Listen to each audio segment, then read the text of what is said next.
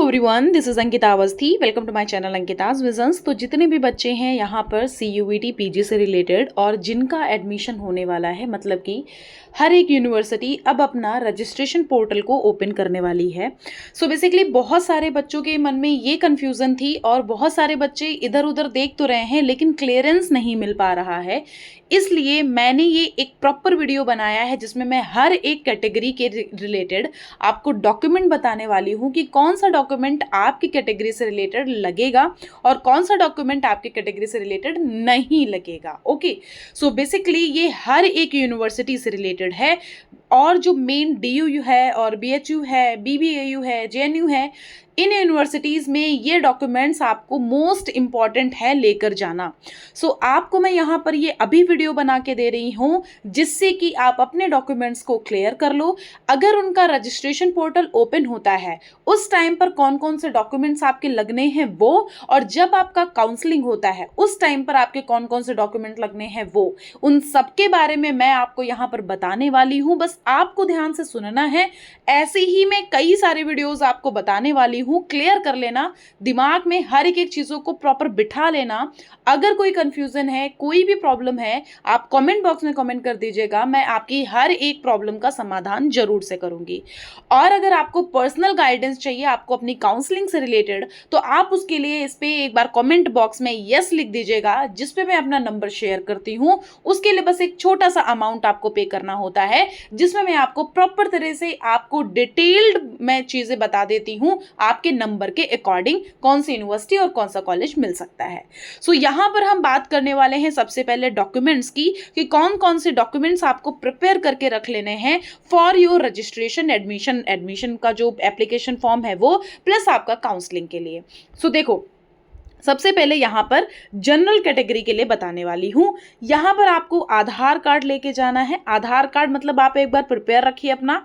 Passport size आपके photos prepare हो जाने चाहिए। आपको 10th की मार्कशीट और सर्टिफिकेट लेने हैं। आपको क्लास 12th की मार्कशीट और सर्टिफिकेट लेने हैं। इन दोनों में अगर आप यूपी बोर्ड से हो, आपके पास सर्टिफिकेट नहीं है, तो आपको सिर्फ मार्कशीट देने की जरूरत है। या फिर आप किसी भी बोर्ड से हो, अगर आपकी मार्कशीट ही मिली है तो आपको मार्कशीट देनी है, और अगर सर्टिफिकेट मिला है तो आपको सर्टिफिकेट भी देना पड़ेगा। फिर आपको माइग्रेशन सर्टिफिकेट देना पड़ेगा। अब यहाँ पर समझ लो, अगर आपका अपीयरिंग है, अगर आप अभी एग्जाम से लास्ट सेमेस्टर के एग्जाम से छुटकारा नहीं पाए हो, अगर उसका रिजल्ट नहीं आया है तो आपको माइग्रेशन नहीं देना होगा। तो उसके लिए आपको यहाँ पे एक अंडरटेकिंग फॉर्म फिल करके देना होगा। आपको अंडरटेकिंग का जो फॉर्मेट है वो मैं आपको बता दूंगी। आपको नॉर्मली एक एप्लीकेशन लिख के दे देनी है, उसके लिए भी कोई इशू नहीं है। इफ नॉन CBSE बोर्ड तो माइग्रेशन सर्टिफिकेट आपको देना पड़ेगा। फिर यहाँ पर लिखा हुआ है ट्रांसफर सर्टिफिकेट आपको देना है। फिर यहाँ पर आपको एक तरह से जो ग्रेजुएशन है, ग्रेजुएशन की मार्कशीट लगानी पड़ेगी। ग्रेजुएशन जो है उसकी मार्कशीट लगानी पड़ेगी। यहाँ पर वो नहीं लिखा है। देखो, जो ग्रेजुएशन है, बेसिकली ग्रेजुएशन का जो आपका सेमेस्टर वाइज है, तो सेमेस्टर वाइज जितने भी सेमेस्टर आपके हो गए उनकी मार्कशीट, और अगर आपका ईयर वाइज है तो आपको फर्स्ट और सेकंड ईयर की मार्कशीट लगानी है। अगर थर्ड ईयर में अपीयरिंग हो, अगर अपीयरिंग नहीं हो तो आपको प्रॉपर मार्कशीट लगानी है लास्ट ईयर की, और कुछ नहीं। फिर आपको TC देनी है और कैरेक्टर सर्टिफिकेट देना है। यहाँ पर लिखा है CUET UG या फिर बेटा यहाँ पर PG, ये मेन PG है, ठीक है। CUET PG 2025 का स्कोर कार्ड। फिर यहाँ पर लिखा है CSAS admission form print out, मतलब कि आपको जो यहाँ पर दिल्ली यूनिवर्सिटी का फॉर्म फिल करोगे या फिर आप किसी भी यूनिवर्सिटी का फॉर्म फिल कर रहे हो, देखो समझ लो ध्यान से, अगर आप किसी भी यूनिवर्सिटी का फॉर्म फिल कर रहे हो, उस यूनिवर्सिटी का वो जो एडमिशन फॉर्म है वो प्रिंट आउट निकलवा लेना है। फिर आपको कॉलेज अलॉटमेंट लेटर, मतलब आपको वो जो कॉलेज है वो आपको अलॉटमेंट लेटर भेजता है आपकी ईमेल पर, आपको वो एक बार डाउनलोड करके लगाना हुआ है, प्लस आपको लॉगिन करोगे तो लॉगिन करके भी आपको दिख जाएगा वो। फिर आपको गैप ईयर सर्टिफिकेट लगाना है, मतलब ये गैप ईयर का एफिडेविट, अगर आपने ग्रेजुएशन किया है उसके बाद आपने कोई भी गैप लिया है या कोई भी ईयर का गैप रहा है तो आपको 1 साल का वो या 2 साल का एक गैप सर्टिफिकेट लगाना ही लगाना है, जो कि बहुत मैंडेटरी है। अगर आपके पास माइग्रेशन, गैप ईयर ये सब नहीं है एडमिशन टाइम पर जाते वक्त, तो आप उसको बाद में भी दे सकते हो, उसके लिए कोई इशू नहीं है। फिर यहाँ पर लिखा हुआ है एंटी रैगिंग अंडरटेकिंग, आपको एंटी रैगिंग भी देना है। और एंटी रैगिंग का जो फॉर्मेट होता है वो हर एक यूनिवर्सिटी अपने वो जो प्रोस्पेक्टस होता है उसके पीडीएफ में दे देती है, अदरवाइज उनके अलग से अपलोड कर देती है अंडरटेकिंग फॉर्म। और अगर नहीं मिलता है तो उसके लिए आप प्रीवियसली एक बार सर्च कर लो कि उनके पास अवेलेबल है या नहीं, और तब भी नहीं मिलता है तब मैं आपको फॉर्मेट प्रोवाइड करा दूंगी, उसके लिए आपको कमेंट बॉक्स में कमेंट करना होगा। फिर ये जनरल का था। अब हम ओबीसी एनसीएल की बात कर लेते हैं। अगर आप ओबीसी एनसीएल कैटेगरी से हैं तो आपको क्या करना है, all documents listed for general category, जितने भी जनरल कैटेगरी के लिए डॉक्यूमेंट्स आपने ऊपर देखे हैं वो सारे लगेंगे। फिर आपको एक्स्ट्रा क्या देना है, OBC NCL caste certificate issued by क्या बोलते हैं, कॉम्पिटेंट अथॉरिटी, मतलब इनकम प्रूफ जो शोइंग नॉन क्रीमी लेयर है उसके बारे में आपको कैसे क्या शो कराना, जैसे मतलब प्रूफ एक होना चाहिए कि हाँ ठीक है आपका ओबीसी एनसीएल का ये कैटेगरी सर्टिफिकेट है। फिर यहाँ पर आपका लिखा हुआ है कि caste certificate must be in central government format and valid as on March 31, 2025, मतलब कि जो आपका वो सर्टिफिकेट होगा वो सर्टिफिकेट आपका 31 मार्च के बाद का होना चाहिए, जो कि आपको क्लियरेंस रखना है 2025 का। This is for OBC NCL. अब हम आ जाते हैं एससी एसटी वाले बच्चों पे।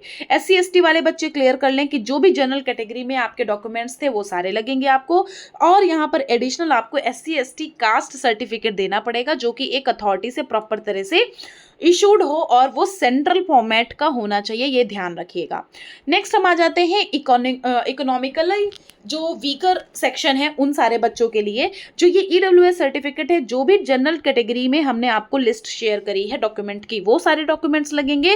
और आपको ईडब्ल्यूएस का सर्टिफिकेट लगाना होगा जो कि एसडीएम या फिर किसी तहसीलदार के द्वारा आपको वहां पर इशू किया गया हो, और valid from financial year 2024 to 2025, क्योंकि एक साल का ये वैलिडेशन होता है इसका।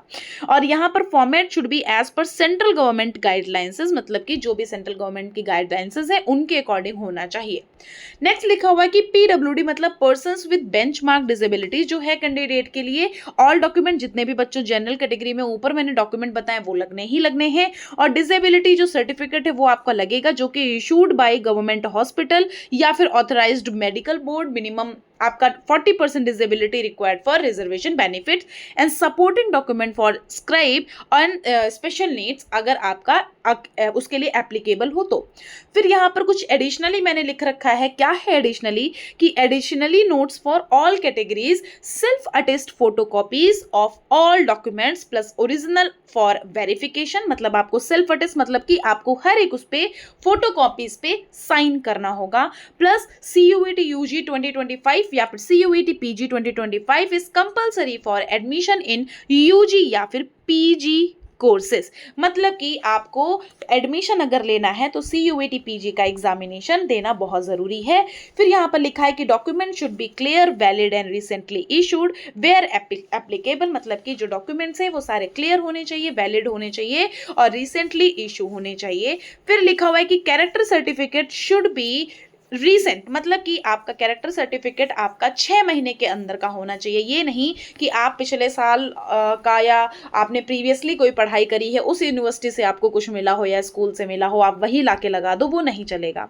Keep digital copies also handy for online portals, बेटा ये याद रखना डिजिटल कॉपीज भी आपके साथ होनी चाहिए ऑनलाइन पोर्टल की, जो भी आपके ऑनलाइन पोर्टल के लिए चाहिए। सो बेसिकली ये जो चीजें हैं ये इनके बारे में आपको क्लियरेंस कर लेना है, और इन सारी चीजों के बारे में आपके पास हर एक चीज अवेलेबल होनी चाहिए, जिससे कि अगर आपको यहाँ पर रजिस्ट्रेशन वगैरह करना हो तो उसके लिए आपके पास चीजें अवेलेबल हो।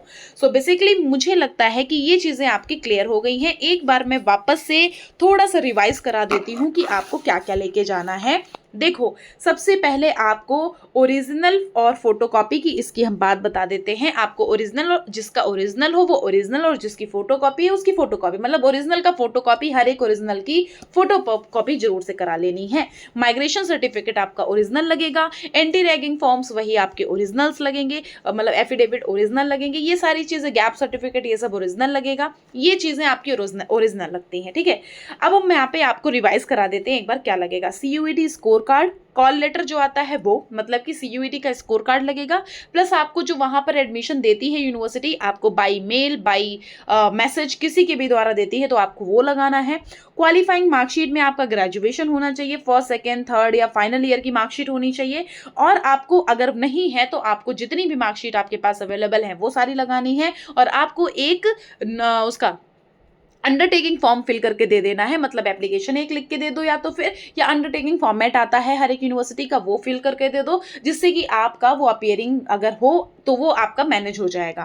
फिर लिखा हुआ है क्वालिफाइंग परसेंटेज, मतलब कि आपकी क्वालिफाइंग परसेंटेज जनरल ओबीसी के 50% और एससी एसटी के लिए 45% होनी चाहिए, ये आपको एलिजिबिलिटी चेक कर लेनी है।